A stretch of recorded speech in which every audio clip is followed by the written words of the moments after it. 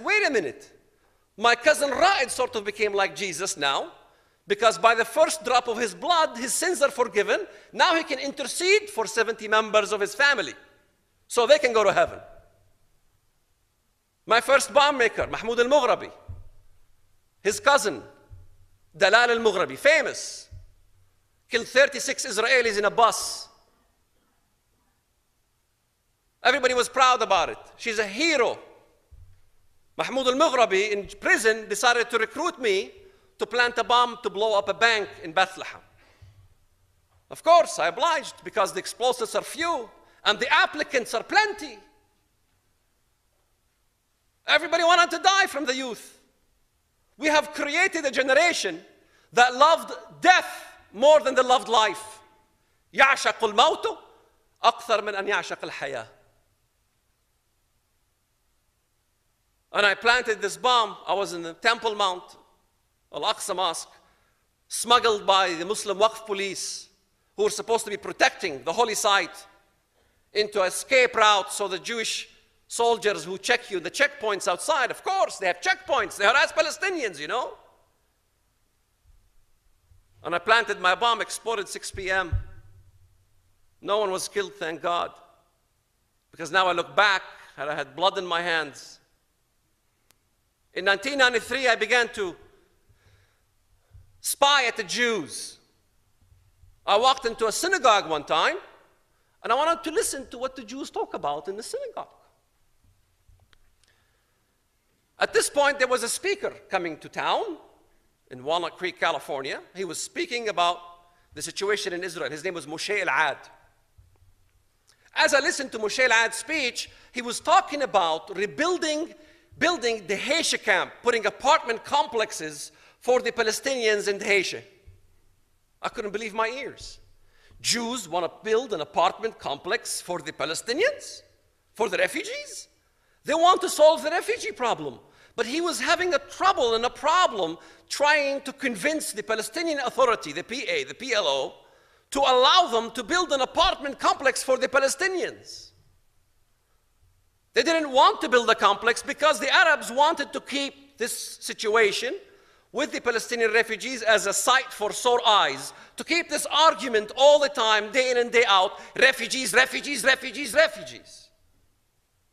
Question and answer time, of course. I raised my hand.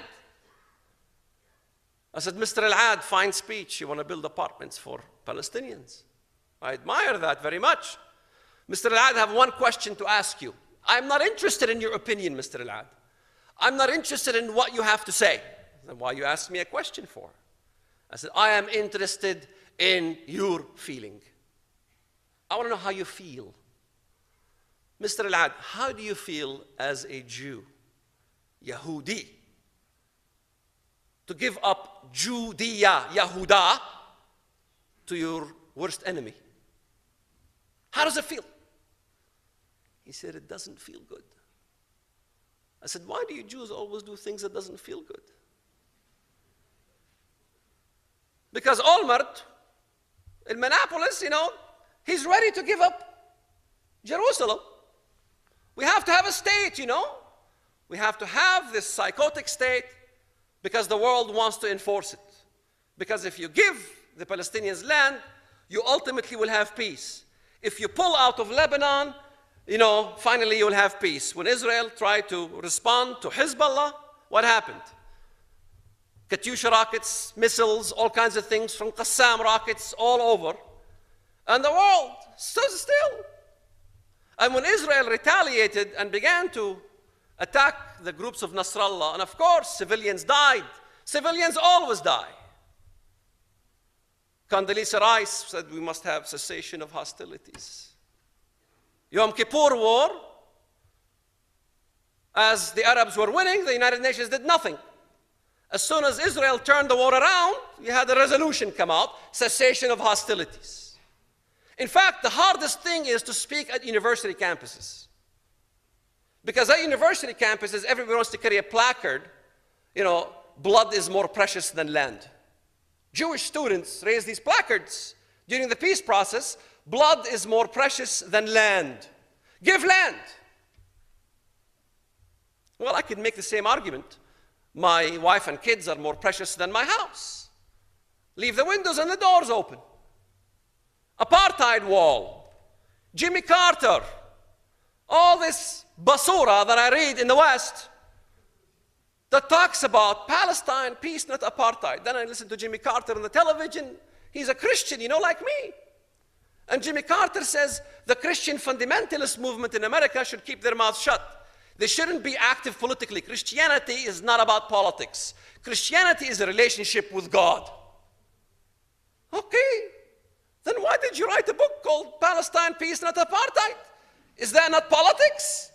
In other words, you're allowed to talk about politics, but I am not.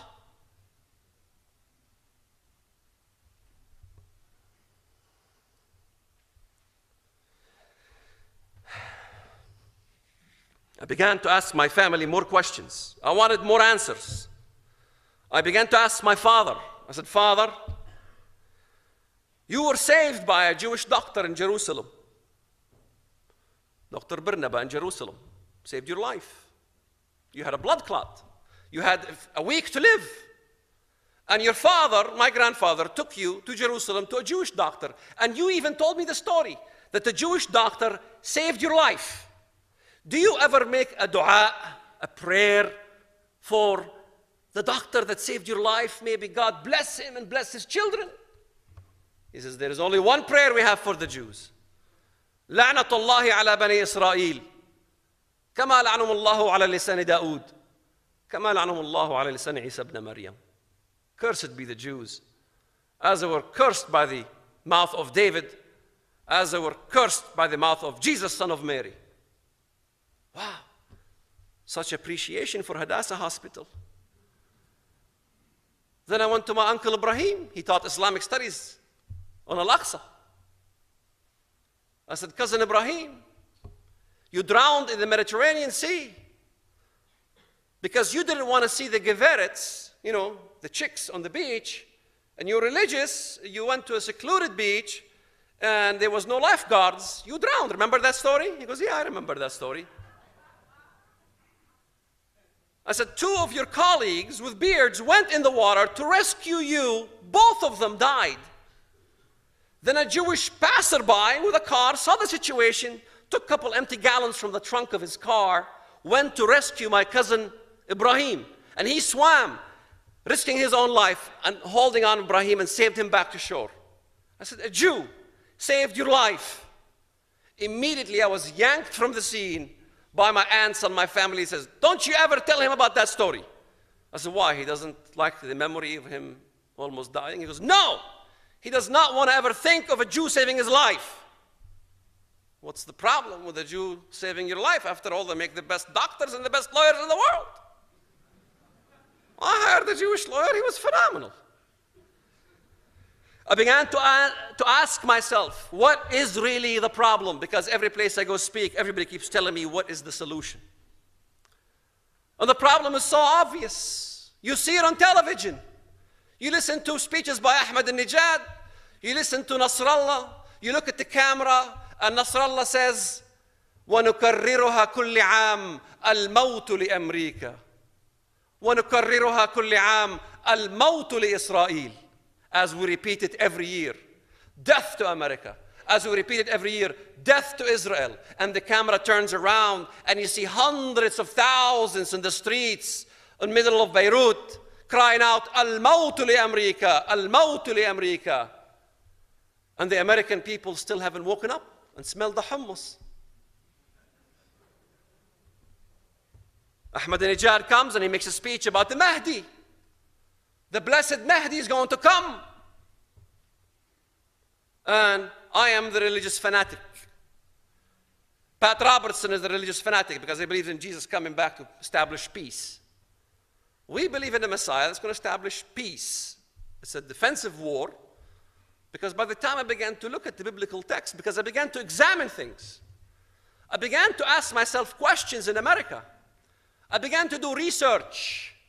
Was the Holocaust a reality, or was it a fabrication? Did 6 million Jews die in the Holocaust or not? They did. Why did they lie to me? Critical thinking is a problem. Beginning to ask yourself honest questions is a problem. I began to look into songs.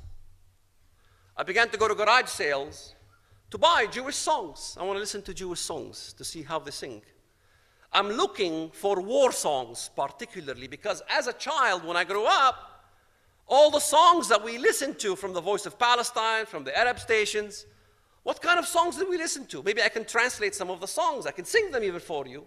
I don't have a melodious voice. One of the songs that I memorized when I was a kid, I memorized all the revolutionary songs of Palestine.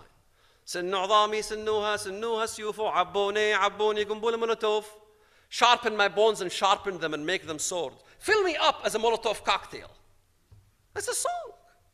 يا قاتلين دمكم حلال علينا وين أن تفروا من عقابنا وينا.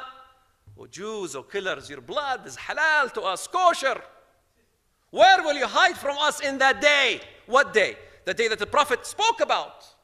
When the trees will cry out and the stones cry out, there's a Jew hiding behind me, come and kill him. أنا شعب الدم ويشق الليل ويصنع من لحمه قنابل. We are a people of blood and march through the night and create bombs out of their flesh. ويقاتل ويظل يقاتل. Fights and continues to fight. Listen to all the Jewish songs.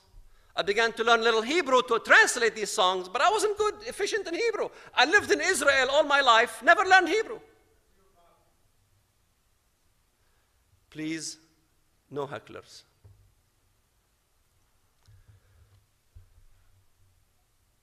I found finally one song. One song that had the word, because I'm looking for the word war, kill in Jewish songs. I found one Jewish song that had the word milchama. I know that word, milchama. Milchama is war, butchery, slaughter. I said, there's the war song. I took it to a Jewish interpreter. I said, I want to know what this song is saying. And he said, sorry to bust your bubble. It says that the Gentiles will not learn war any longer from Isaiah.